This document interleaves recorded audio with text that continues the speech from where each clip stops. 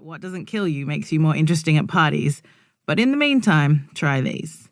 Because they're the easiest, most effective, most soul-affirming ways to get through this life that I know. Because it turns out you can learn to keep it together when life tries to tell you a new one.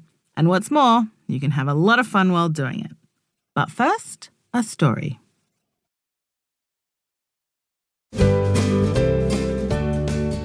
Part 1. Need to Knows. Everything you need to know about happiness, pain, grief, curveballs, and a guy named Fats Bam Bam. Chapter 1.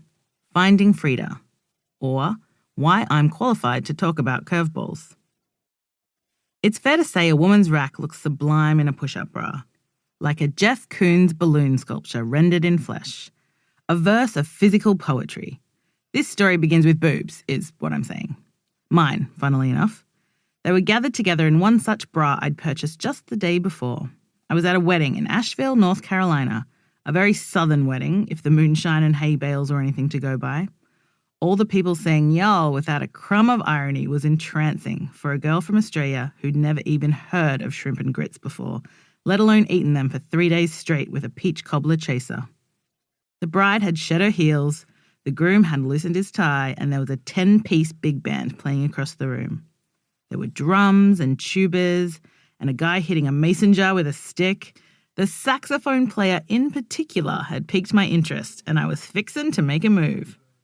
As it happens, I'd been dating a guy at home in Australia for a few months, but it was one of those nonsensical, non-exclusive arrangements you hear so much about.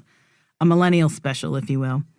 For my part, I'd never so much as looked at two men at the same time before, so this felt like the ideal time to give it a whirl. There was just something about the curve of the sax player's instrument which really buttered my corn. I pondered which southern-themed pickup line would sound best in an Australian accent. "You look like you've been ridden hard and put away wet," was the one I landed on. He was awfully sweaty after all, and it felt right, if a little cheesy. Before making my way over to deliver this linguistic artistry, I attempted to readjust the body parts I'd already shoehorned into the Victoria's Secret special I'd purchased for the occasion. And that's when it happened. It felt like a frozen pea floating in custard. A notion gross enough on its own, but this was far worse.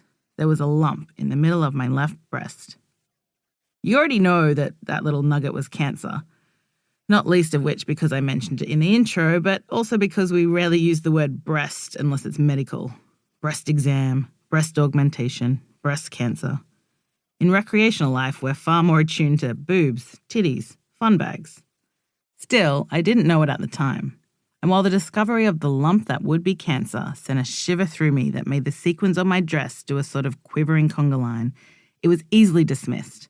I'm sure it's nothing, I told myself. Maybe it's one of those curious third nipples you always hear about. Or perhaps one of those freaky balled-up twins they sometimes find inside people, made up of hair and teeth. Yes, it's a dark day when a parasitic hair twin is at the top of your wish list. But the brain is an incredibly manipulative thing, and parasitic twin is what I went with that breezy Saturday afternoon in North Carolina. I danced, I drank, I made out with the saxophone player, and I put that lump at the back of my mind for another day. It's a cavernous place, really, the human mind.